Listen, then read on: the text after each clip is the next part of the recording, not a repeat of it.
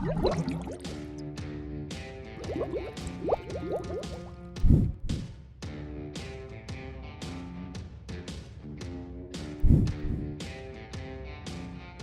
adik-adik, selamat hari Minggu. Karena situasi dan kondisi yang tidak memungkinkan untuk kita melakukan ibadah di gereja, maka dari itu, ibadah kali ini akan kita lakukan secara online atau daring. Untuk informasi berikutnya, untuk persembahan bisa adik-adik berikan kepada orang tua, kemudian dibawa ke gereja pada hari Minggu dan dimasukkan ke dalam kotak persembahan. Meskipun ibadah kali ini dilakukan secara online, kakak harap adik-adik bisa mengikuti ibadah ini sebagaimana mestinya. Sebelum kita mulai ibadah, adik-adik dipersilakan saat teduh sejenak.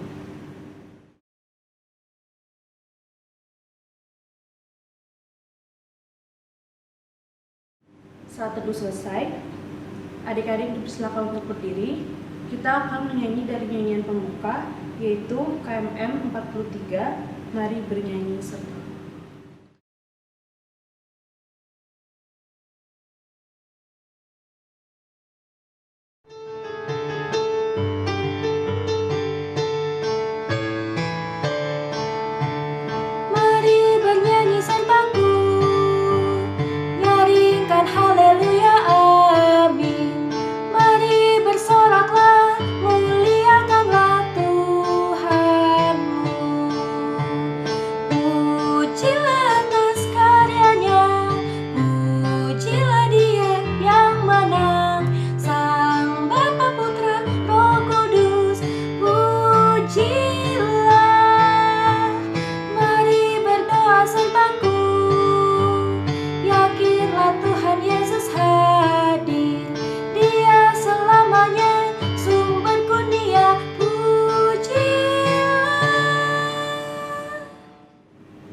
Adik-adik dipersilakan duduk kembali.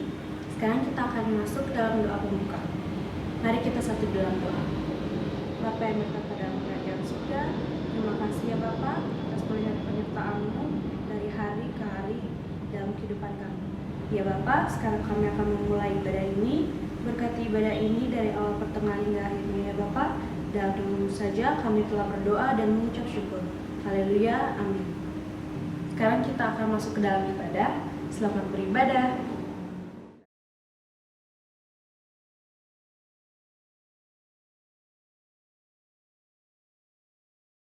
Shalom, selamat hari Minggu adik-adik.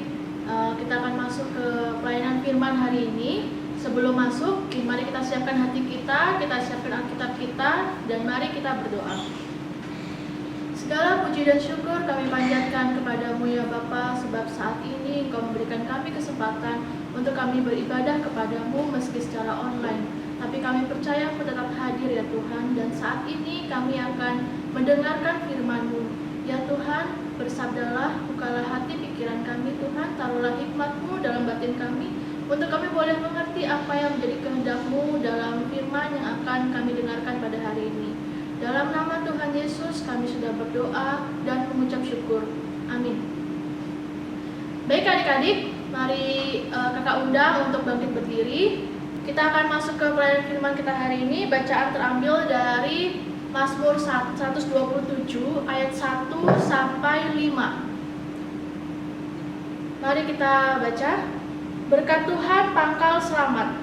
Nyanyian ziarah Salomo.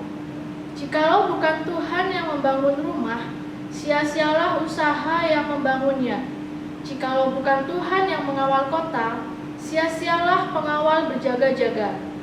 Sia-sialah kamu bangun pagi-pagi dan duduk-duduk sampai jauh malam, dan makan roti yang diperoleh dengan susah payah. Sebab ia memberikannya kepada yang dicintainya pada waktu tidur. Sesungguhnya, anak-anak lelaki adalah milik pusaka daripada Tuhan, dan buah kandungan adalah suatu upah. Seperti anak-anak panah di tangan pahlawan, demikianlah anak-anak pada masa muda. Berbahagialah orang yang telah membuat penuh tabung panahnya dengan semuanya itu. Ia tidak akan mendapat malu apabila ia berbicara dengan musuh-musuh di pintu gerbang. Baik, silakan duduk adik-adik. Bacaan kita hari ini terambil dari Mazmur 127 yang ditulis oleh Salomo. Jadi kitab Mazmur ini, kakak jelaskan dulu latar belakangnya. Mazmur ini ada 5 bagian. Nah, bacaan yang kita baca hari ini merupakan bagian kelima dari kitab Mazmur, dan ini ditulis oleh Salomo.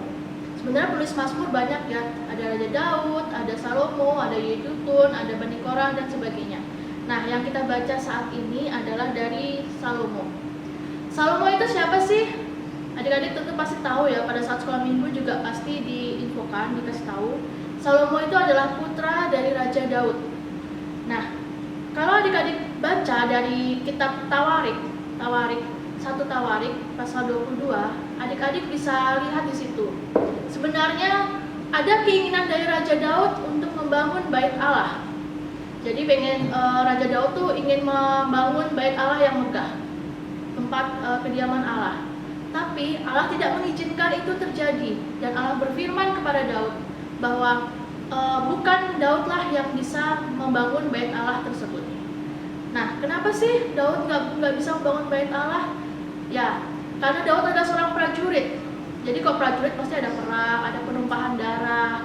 Nah, ada kesalahan-kesalahan dan dosa-dosa lainnya yang diperbuat oleh Daud, yang dimana Allah tidak menghendaki, akhirnya tidak berkenan di hadapan Allah. Kemudian jadinya Allah tidak menghendaki Daud untuk membangun bait Allah. Nah, kalau kita sendiri ya, ketika kita bermaksud baik tapi ternyata ternyata ditolak, pasti kita bakalan apaan sih? Mau diperbuat baik malah nggak boleh. Pasti ada rasa marah dalam hati kita. Tapi Daud tidak seperti itu. Daud justru tetap taat, dan dia introspeksi terhadap apa sih yang menjadi kesalahannya, apa sih yang Tuhan tidak kehendaki. Dan akhirnya dari introspeksinya itu dia menyadari akan kesalahan-kesalahan dia. Dan akhirnya dari kesalahannya itu dia sadari, dan akhirnya dia menasehatkan kepada putranya.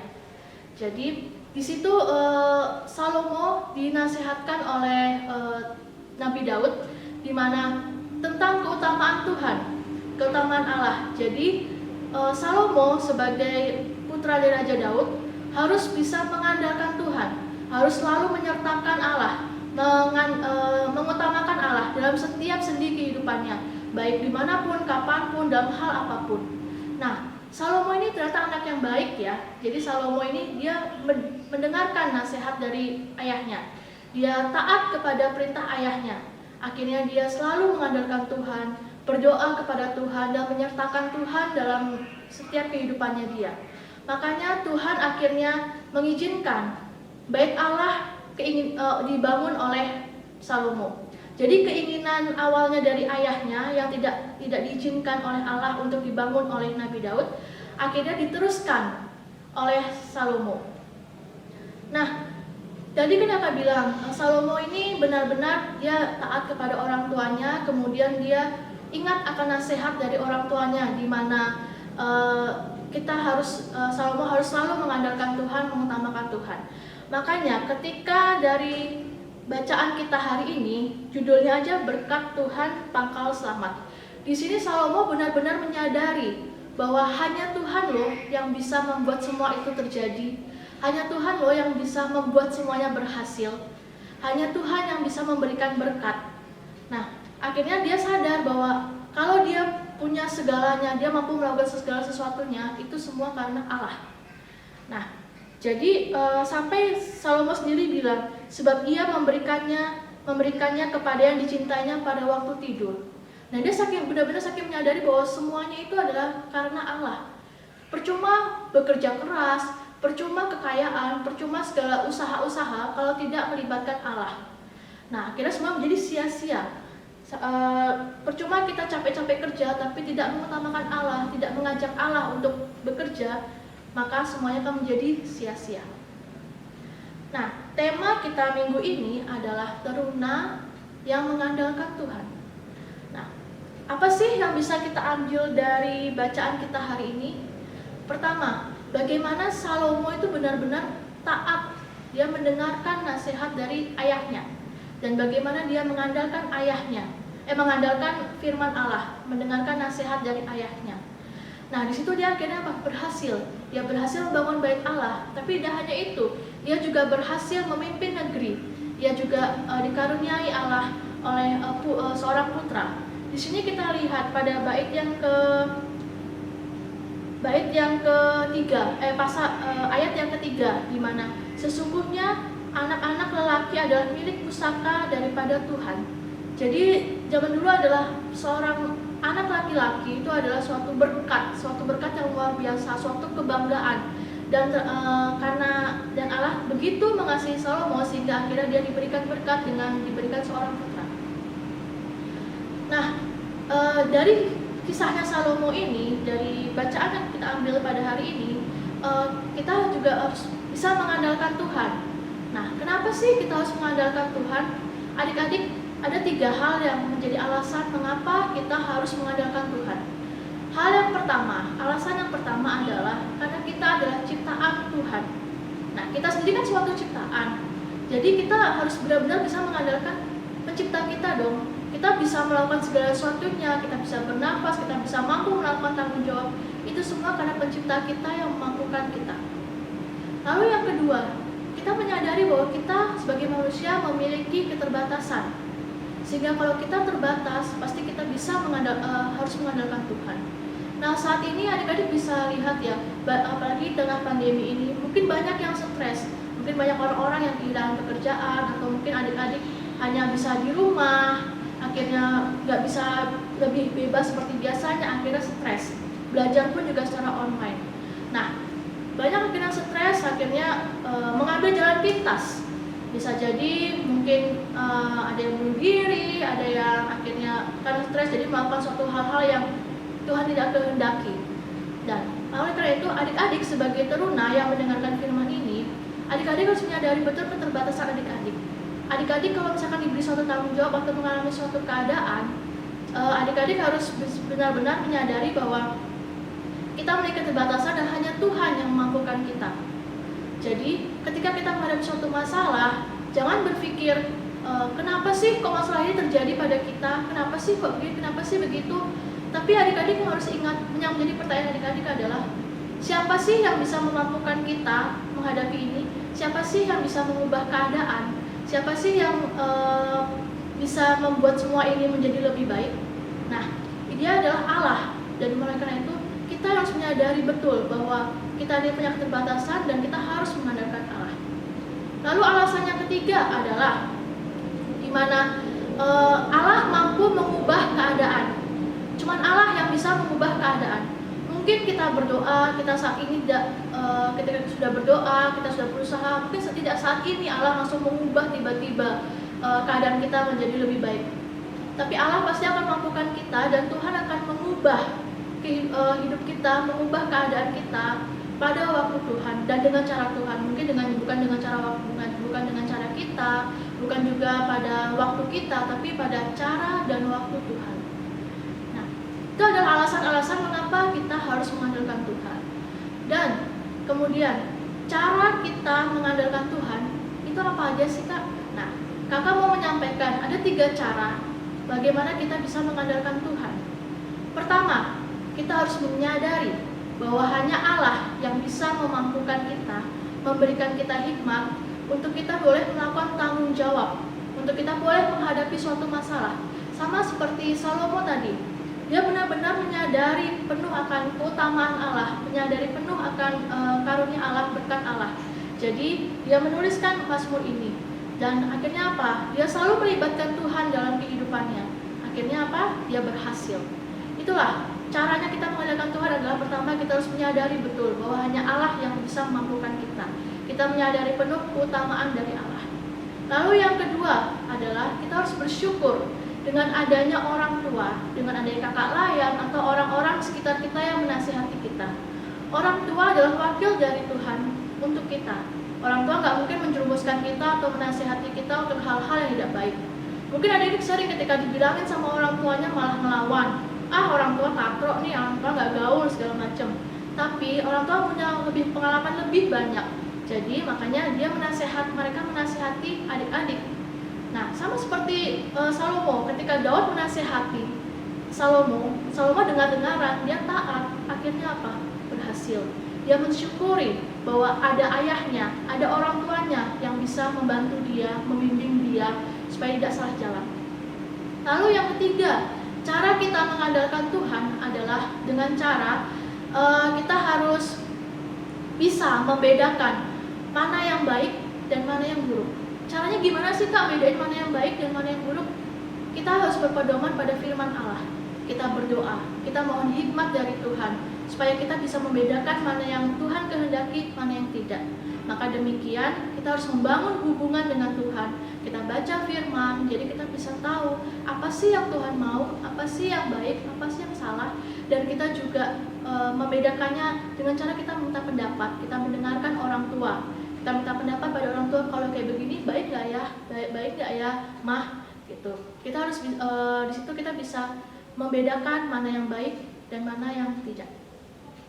Jadi adik-adik, kakak mau mengingatkan sekali lagi, meski adik-adik mampu untuk melakukan segala sesuatunya, ingatlah bahwa kemampuan adik-adik, berkat yang adik-adik miliki itu semua dari Tuhan, semata-mata karena pemberian Tuhan. Jadi jangan ada rasa ego, jangan ada rasa dimana, oh ini karena saya loh, oh ini karena saya loh. Tapi karena semuanya Tuhan. Tuhan kalau mau bisa ambil itu berkat. Tapi Tuhan sayang sama kita, Tuhan berikan kesempatan kepada kita untuk kita boleh mempergunakan berkat itu untuk menjadi berkat bagi sesama, dan kita harus mengandalkan Tuhan untuk setiap keadaan kita. Bahkan dalam adik-adik berteman sekalipun, bawa pertemuan itu dalam doa supaya adik-adik boleh bisa menjadi pembawa sukacita, pembawa damai, bukan malah menjadi musuh atau membawa pertengkaran. Oke adik-adik, andalkan terus Tuhan, andalkan Allah dalam setiap langkah hidup adik-adik. Bawa selalu Tuhan, minta hikmat, berdoa pada Tuhan. Oke, kita akhiri firman kita hari ini. Mari kita berdoa yang akan dilanjutkan dengan doa syafaat. Kami bersyukur padamu Tuhan, sebab saat ini kami boleh untuk mendengarkan firman-Mu, kami boleh untuk mengenal Engkau melalui firman yang kami dengarkan pada hari ini. Taruhlah firman-Mu dalam batin kami Tuhan, biarlah firman-Mu yang akan terus menerangi setiap langkah dalam hidup kami. Biarlah kami boleh menjadi teruna-teruna yang mengandalkan Engkau ya Tuhan, yang selalu melibatkan Engkau dalam setiap kehidupan kami. Baik dimanapun kami berada, kapanpun kami berada, dalam keadaan apapun kami, biarlah kami selalu memandang Engkau, biarlah kami selalu mengandalkan Engkau dalam kehidupan kami. Saat ini ya Tuhan, kami mau berdoa untuk keadaan perekonomian bangsa dan negara kami Tuhan. Kiranya ya Tuhan, pandemi ini boleh segera berlalu daripada kami, dan kami boleh untuk kembali melakukan aktivitas kami seperti biasa, dan kami boleh ya Tuhan untuk terbebas dari virus corona ini, dan bangsa dan negara ini boleh semakin berkembang lagi, semakin lebih baik lagi perekonomiannya. Kami juga mau berdoa bagi yang sedang sakit Tuhan, para petugas medis juga, kiranya Engkau berikan kesembuhan, kiranya Engkau berikan kekuatan juga bagi petugas medis, semoga boleh untuk melakukan tugasnya dengan baik. Tuhan berikan kesehatan, dan Tuhan selalu topang berikan kekuatan bagi mereka. Kami juga mau berdoa ya Tuhan bagi orang tua kami, kiranya Engkau berikan selalu kesehatan bagi mereka, sukacita dan penjagaan-Mu bagi mereka ya Tuhan, karena orang tua kami adalah wakil daripada-Mu ya Tuhan, yang akan menjadi pembimbing kami, yang akan menjadi penuntun kami dalam kehidupan kami. Ya Tuhan, kami juga mau berdoa bagi gereja kami ya Tuhan, meski di tengah pandemi ini, biarlah gereja Tuhan tetap terus berkembang, boleh tetap terus ada ya Tuhan untuk mewartakan kabar gembira, untuk menjadi berkat ya Tuhan bagi kehidupan kami. Tuhan Yesus, inilah segala doa, harapan dan syukur kami yang kami panjatkan kepadamu dalam nama anakmu yang terkasih, Tuhan kami Yesus Kristus, yang sudah mengajar kami berdoa.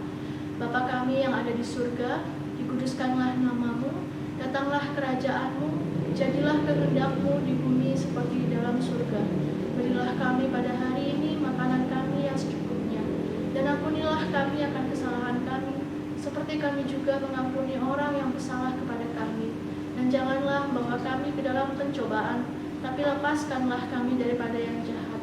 karena Engkaulah yang mempunyai kerajaan dan kuasa dan kemuliaan sampai selama-lamanya. Amin.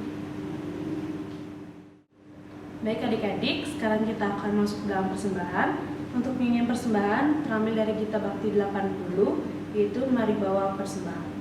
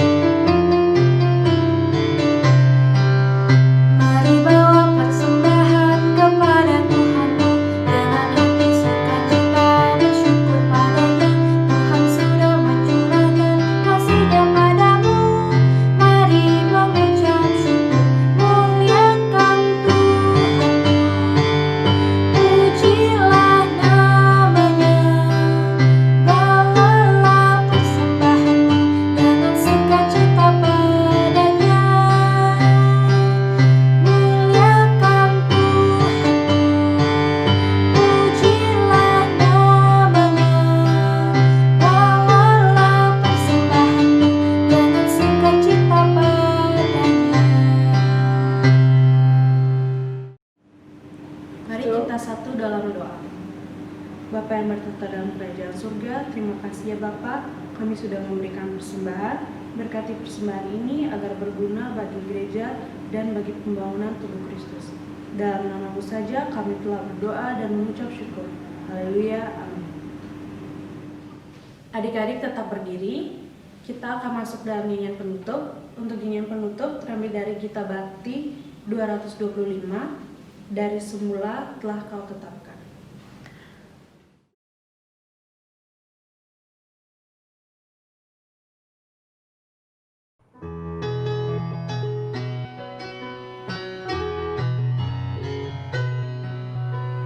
Dari semula telah Kau tetapkan hidupku dalam tangan-Mu, dalam rencana-Mu Tuhan. Rencana indah telah Kau siapkan bagi masa depanku yang penuh harapan. Semua baik, apa yang telah Kau perbuat di dalam hidupku. Semua baik, sungguh teramat baik. Kau jadikan hidupku berarti. Oke adik-adik, setelah kita tadi mendengarkan firman, mari kita akhiri ibadah kita pada hari ini. Mari kita berdoa. Kami bersyukur padamu Tuhan, sebab Engkau memberikan kami kesempatan untuk beribadah kembali di hari Minggu ini, untuk kami boleh mendengarkan firman-Mu. Biarlah firman-Mu yang boleh kami dengar ini ya Tuhan, boleh membimbing setiap langkah hidup kami Tuhan, menjadikan kami teruna yang selalu mengandalkan Engkau dalam kehidupan kami. Karena hanya Engkau ya Tuhan yang pencipta kami, yang memampukan kami untuk kami boleh menghadapi pergumulan dalam hidup kami. Terima kasih ya Tuhan, inilah segala doa harapan kami ya Tuhan. Syukur kami yang kami panjatkan kepadamu. Dalam nama Tuhan Yesus Kristus kami sudah berdoa. Amin.